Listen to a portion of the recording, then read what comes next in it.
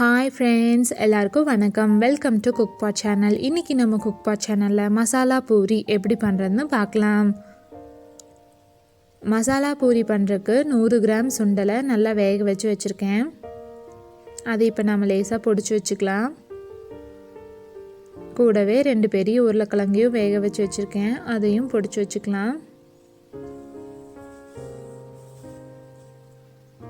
50 gram பச்சை பட்டாணியும் வேக வச்சு வச்சுருக்கேன், அதையும் நம்ம பொடிச்சு வச்சுக்கலாம். ரொம்ப பொடிக்க தேவையில்லை, கொஞ்சமாக பொடிச்சா போதும். இப்போது ஒரு பேனில் 2 டேபிள் ஸ்பூன் எண்ணெய் சேர்த்திக்கங்க.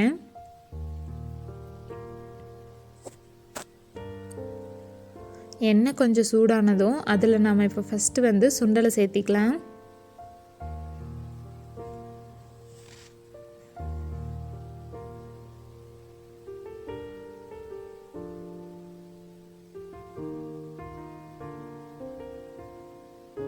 அப்புறம் உருளைக்கிழங்கு சேர்த்திக்கலாம்.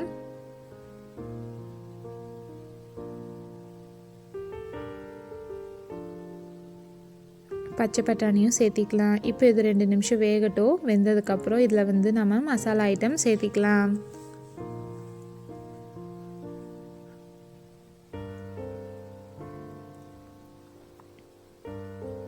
ஒரு டேபிள் ஸ்பூன் கரம் மசாலா, தேவையான அளவு உப்பு, 1/2 டேபிள் ஸ்பூன் மஞ்சள் தூள்,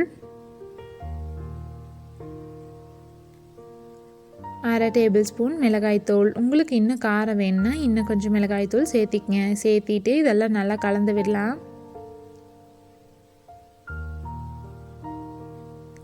இப்போ இதில் நாம் 1 கப் தண்ணி சேர்த்திக்கலாம்.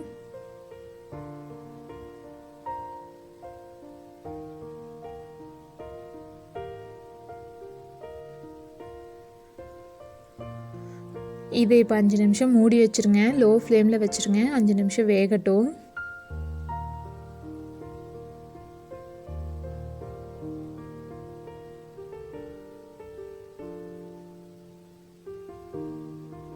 இப்போ இதில் நாம் கொஞ்சம் கொத்தமல்லி தழை சேர்த்திக்கலாம். நம்மளோட மசாலா இப்போ ரெடி ஆயிடுச்சு.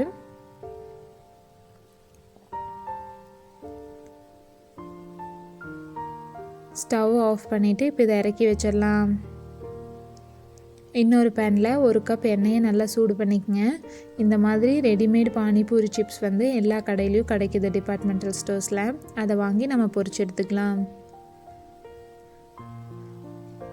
இந்த ரெசிபி செய்கிறது ரொம்பவுமே ஈஸிங்க. கிட்டத்தட்ட ஒரு 1/2 மணி நேரத்தில் இதை செஞ்சிடலாம். சுண்டல் மட்டும் முதலே ஊற வச்சுருந்தா போதும்.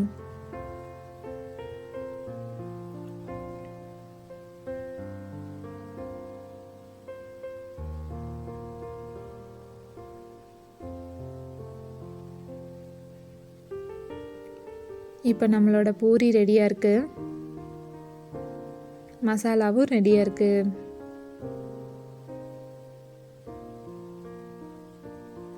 பூரியை இப்படி மேலே உடச்சி வச்சுக்கோங்க.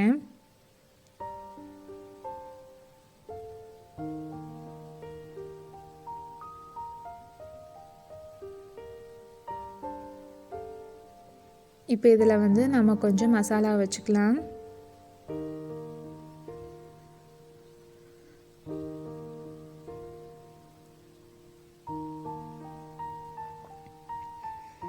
இதுக்கு மேலே நான் கொஞ்சம் பெரிய வெங்காயத்தை பொடி பொடியாக நறுக்கி வச்சுருக்கேன், அதை சேர்த்திக்கங்க. கூடவே கொஞ்சம் கேரட்டும் செதறி வச்சுருக்கேன், அதையும் சேர்த்திட்டு கொஞ்சம் கொத்தமல்லி தழை சேர்த்திக்கங்க.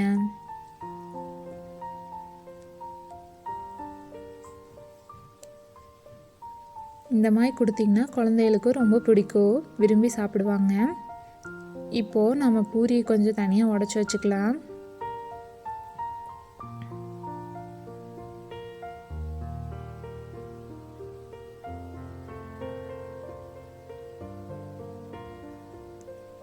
இதில் கொஞ்சம் மசாலாவை சேர்த்திக்கலாம். நம்ம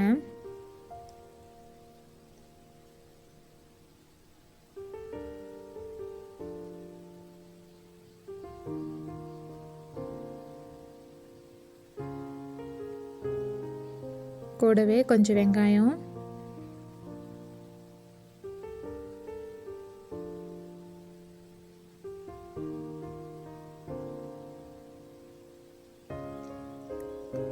கொஞ்சம் கேரட்,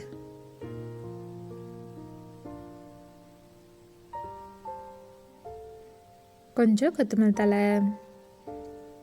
இப்போது நம்ம கடையில் கொடுக்குற மாதிரி மசாலா பூரி ரெடி ஆயிடுச்சு. இந்த ரெசிபியை நீங்களும் உங்கள் வீட்டில் ட்ரை பண்ணி பார்த்து உங்களுக்கு இந்த வீடியோ பிடிச்சிருந்தா லைக் பண்ணுங்கள், ஷேர் பண்ணுங்கள், சப்ஸ்கிரைப் பண்ணுங்கள்.